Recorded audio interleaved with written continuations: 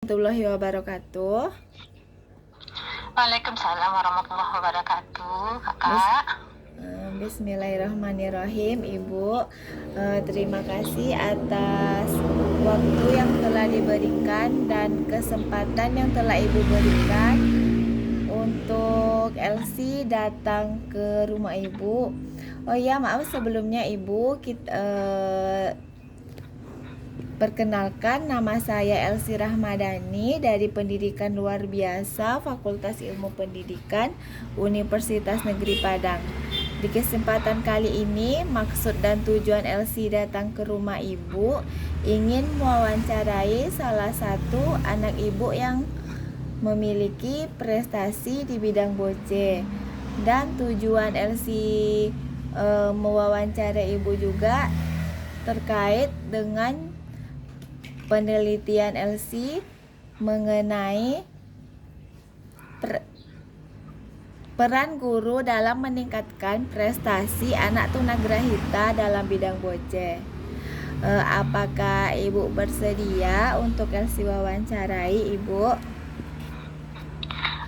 Insya Allah bersedia. Mohon maaf panggilannya Kakak Elsie boleh ya? Soalnya di sini kami menghargai tamu. Kebiasaannya memanggil Ananda perempuan dengan kakak. Kalau diizinkan, iya. Baik, Mam. Baik, Ibu. Boleh, Bu. Langsung saja, Ibu. Kita mulai wawancaranya pada pagi hari ini. Di pertanyaan wawancara ini ada beberapa item yang akan Kakak ajukan kepada Ibu.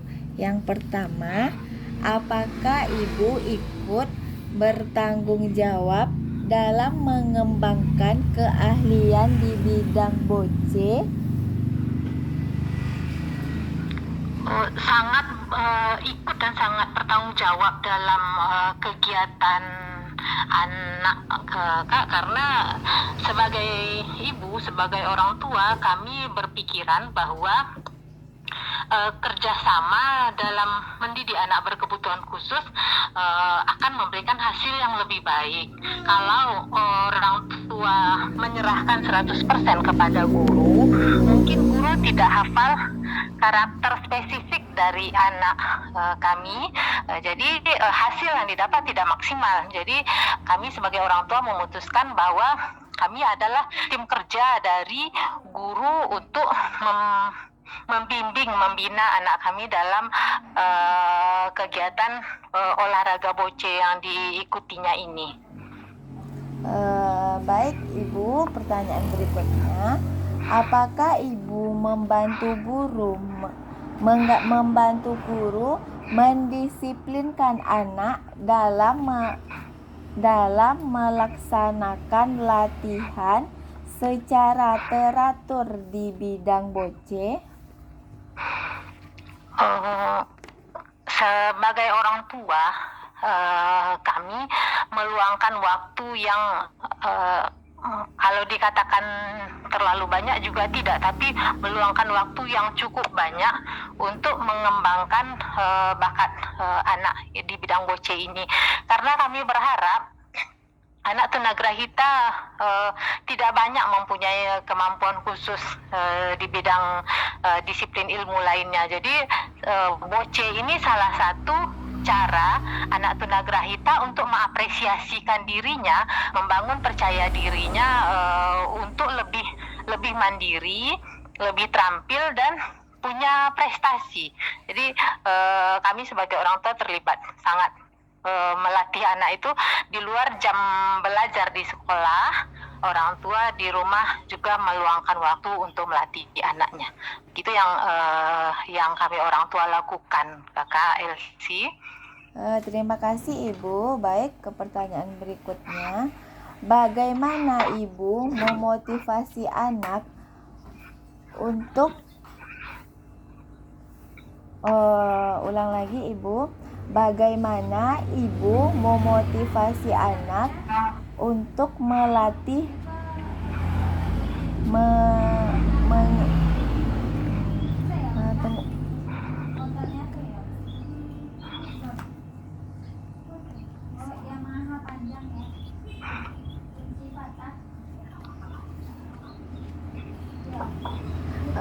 maaf sebelumnya Ibu ada kesalahan.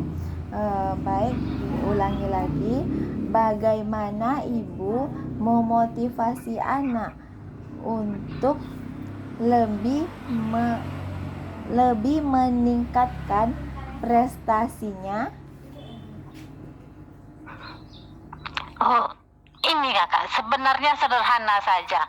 Anak tunagrahita itu adalah sama dengan anak lainnya. Mereka juga ingin berprestasi, ingin dipuji, ingin diberi hadiah atas prestasinya.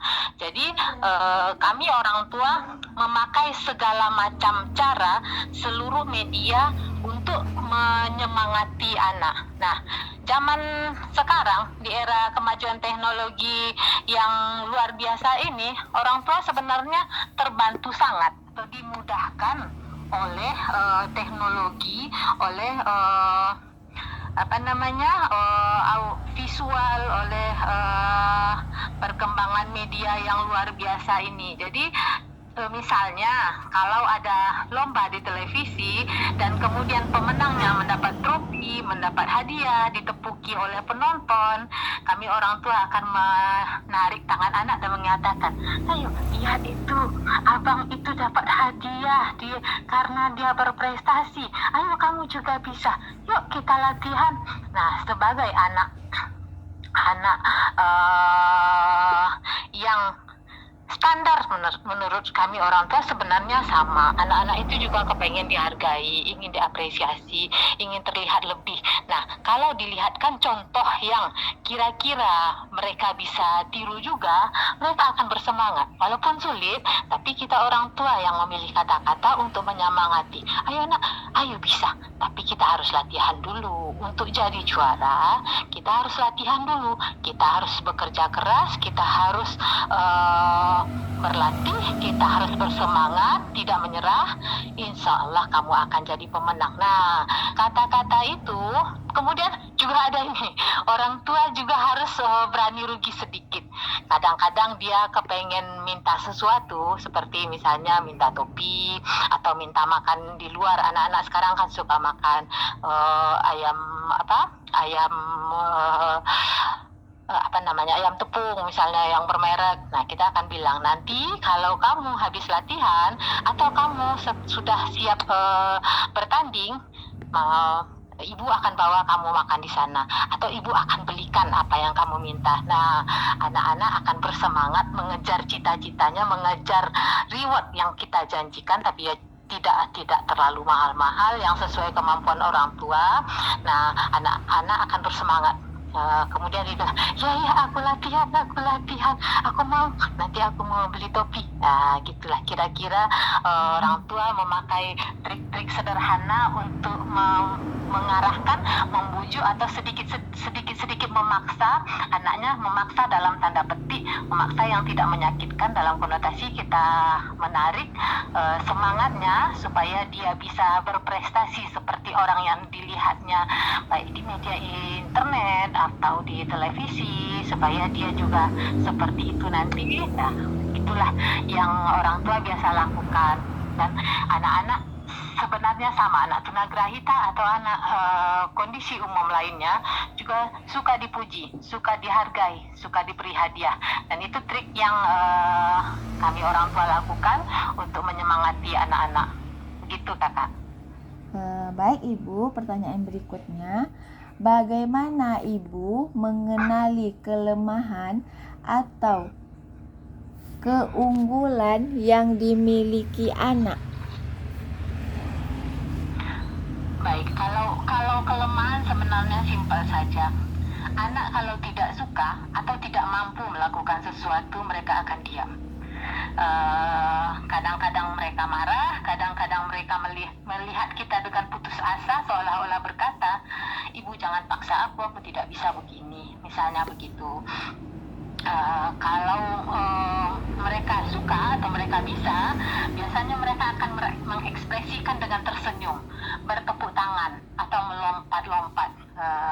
Itu yang biasanya atau kalau semisal melihat sebuah kegiatan, mereka akan meniru gerakan kegiatan itu. Semisal melihat ada pertandingan olahraga, akan Pertandingan bola misalnya, mereka akan berlari-lari gembira, cari bola, bolaku mana, gitu. Atau melihat pertandingan acara musik, mereka akan menari-nari gembira, mengikuti alunan irama musik. Nah, gitu akan terlihat.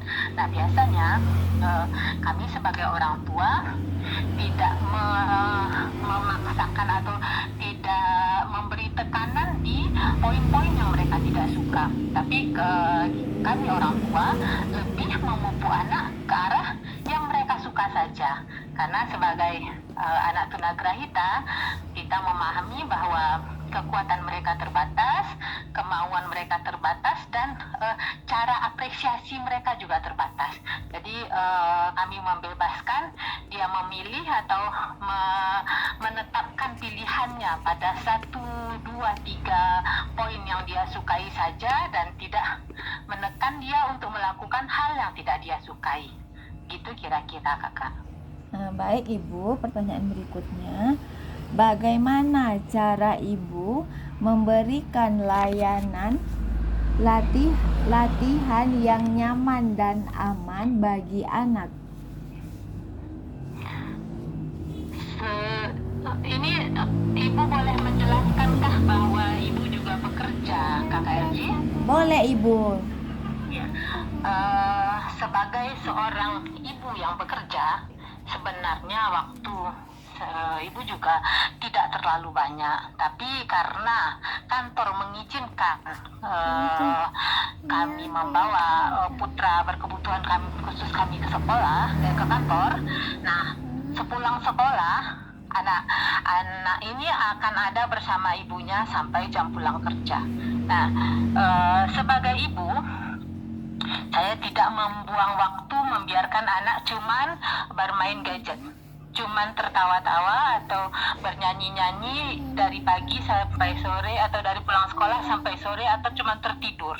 Nah, kami memberi motivasi, mengajak belajar bersama.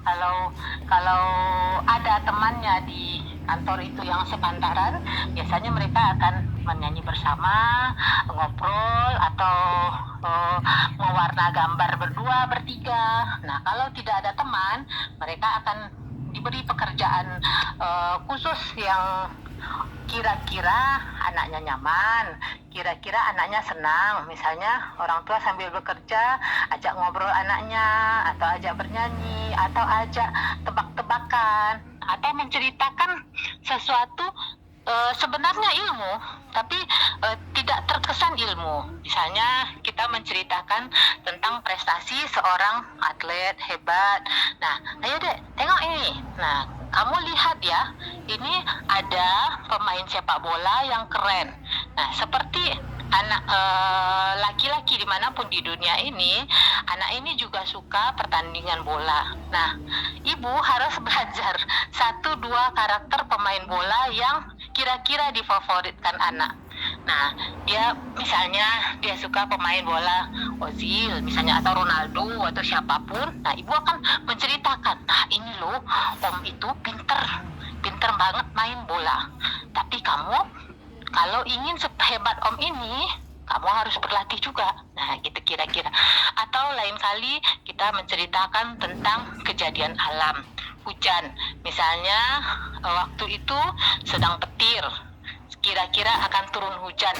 Nah, ibu akan bercerita tentang proses terjadinya hujan kepada anak. Nah, itulah kira-kira cara orang tua mengisi waktu anak untuk tetap mendapat tambahan ilmu di sela-sela waktu luangnya, tanpa harus memakai waktu dan media khusus. Pekerjaan tetap berjalan, anak tetap mendapat tambahan ilmu dan bekal, tidak bosan, tidak mengantuk, atau tidak berantem, tidak dengan teman lain yang di dekatnya. Biasanya di kantor itu ada 2-3 ibu juga membawa anak. Nah, mereka akan bersahabat. Kalau mereka dialihkan perhatiannya pada kegiatan yang mereka suka, mereka akan jadi anak yang ramah, jadi anak yang menyenangkan.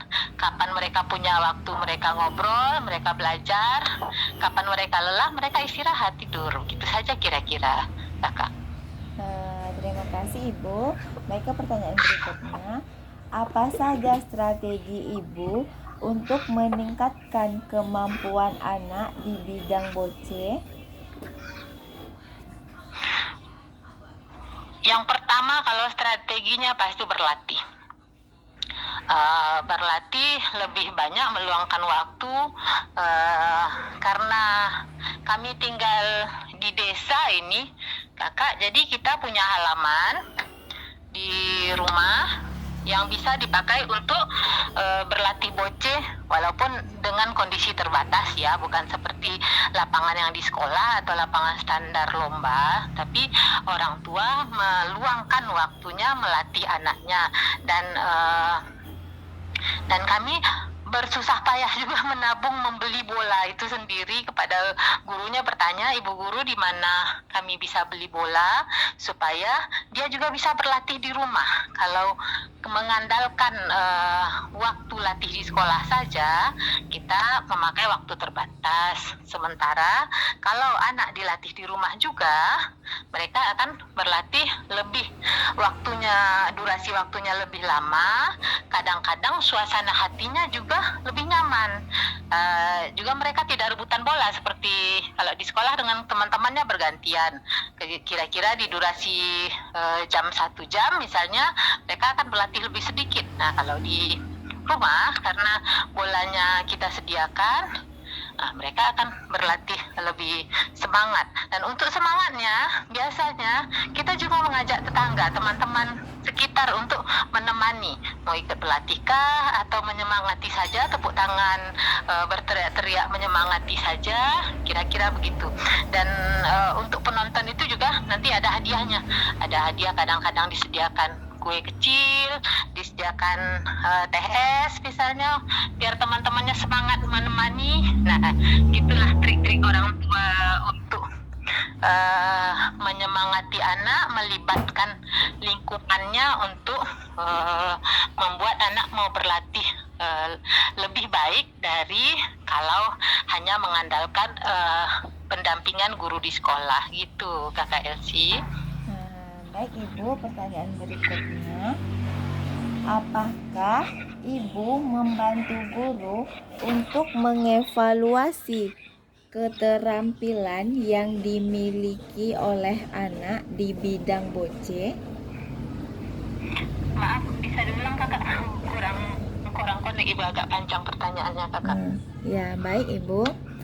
Apakah Ibu membantu guru untuk mengevaluasi keterampilan yang dimiliki oleh anak di bidang boce?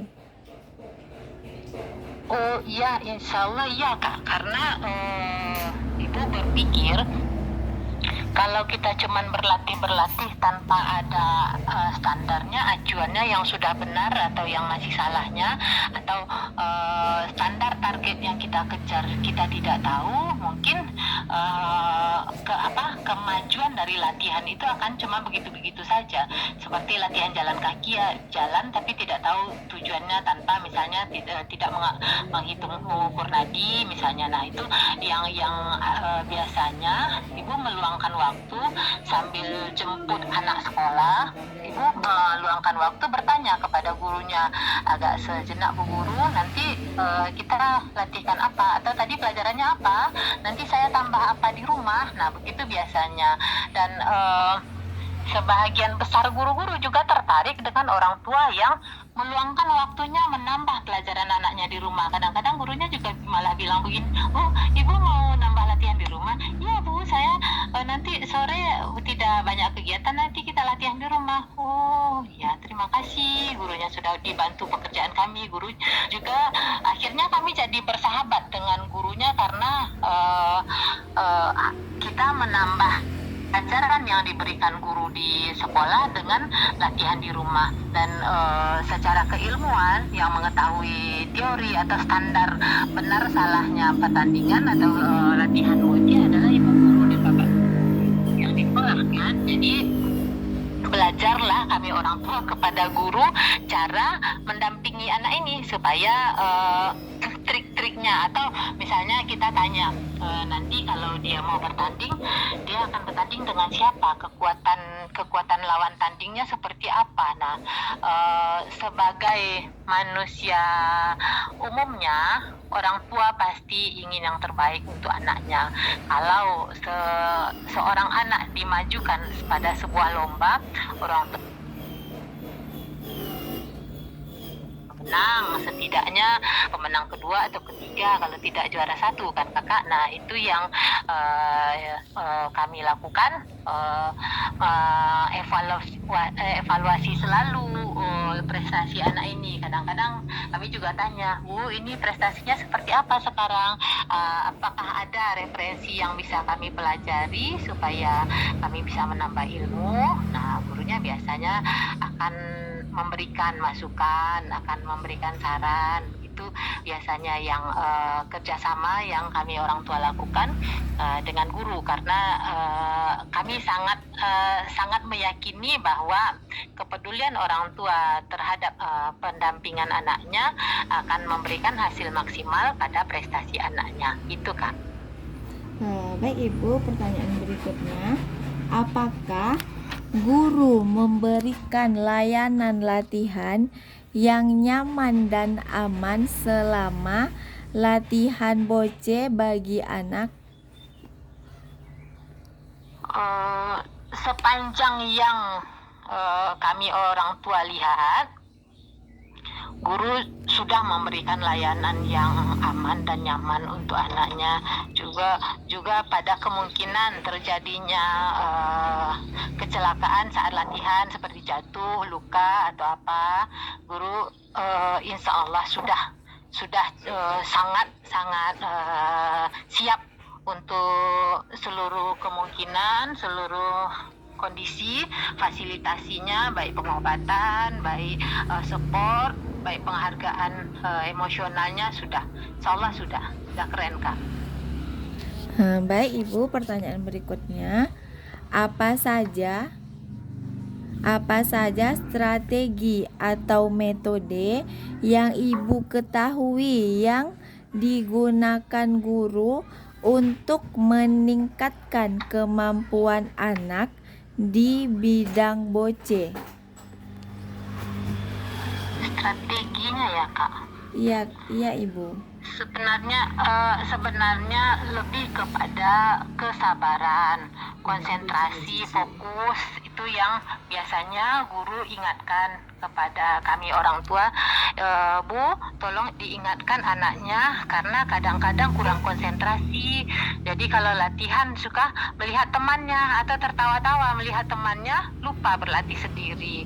Nah, itu biasanya itu yang diingatkan gurunya, karena ya seperti kita ketahui anak tunagrahita lah Kak ya, kadang-kadang yang bertanding yang bertanding tapi dia sibuk menonton temannya, lupa kalau dirinya yang bertanding.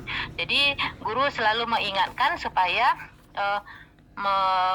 kami orang tua di rumah melatih konsentrasi, fokus, terus menjaga kesehatan. Karena anak yang kurang sehat, anak yang dalam kondisi kesehatan tidak baik, mereka akan kurang bersemangat latihan. Nah, itu yang biasanya guru ingatkan. Kemudian guru juga akan memberikan kira-kira peluang kekuatan anak saat bertanding, supaya orang tua siap mental, tidak harus jadi juara satu, bahwa ada yang lebih pintar dari anak di sekolah lain. Jadi itu yang guru selalu ingatkan, Ibu nanti dibantu kami ya, seandainya nanti tanding tidak menang, anaknya tidak shock. Itu gurunya biasa mengingatkan, oh iya siap. Jadi bagi kami orang tua, bertanding adalah media untuk memandirikan dan menyemangati anak, tapi juga bukan satu-satunya jalan untuk mencari prestasi. Jadi kalau anak dibawa ke medan tanding, orang tua tidak berpikiran bahwa anaknya harus menang. Kalau tidak menang kecewa, bukan begitu yang kami siapkan mental, dan begitu juga yang selalu diingatkan guru bahwa kalau menang itu adalah bonus. Kalau tidak menang, anak harus siap mental, karena kalau anak tunagrahita ini mentalnya jatuh, mengembalikannya susah. Nah, itu yang biasanya guru ingatkan kepada kami orang tua, dan guru juga siapkan mental anaknya untuk begitu, untuk siap pada kondisi apapun, begitu Kak. Baik Ibu, pertanyaan berikutnya, bagaimana bentuk penilaian yang guru lakukan untuk mengevaluasi kemampuan yang dimiliki anak yang Ibu ketahui?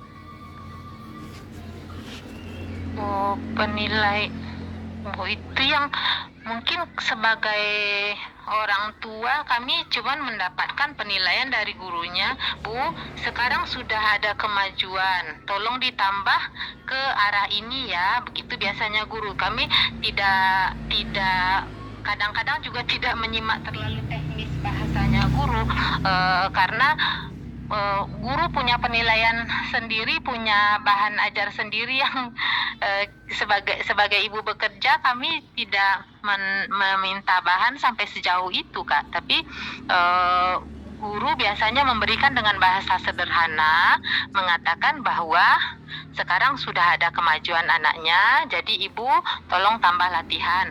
Atau kemarin ketika anak memasuki usia pubertas, anak mengalami goncangan emosional, kemunduran sedikit, goyang-goyang saat berlatih atau saat belajar, guru mengingatkan kepada kami orang tua bahwa ibu bapak tolong diperhatikan anaknya, tolong dijaga kestabilan emosinya di rumah, karena kami sebagai guru menyimak bahwa ada kegoncangan emosional anak saat ini, sehingga apa pelajaran yang diberikan agak susah bertahannya. Kemarin sudah ingat, sekarang lupa lagi. Itu biasanya guru memberikan dengan bahasa sederhana, Kak, tidak memberikan dengan bahasa keguruan mereka kepada kami. Begitu.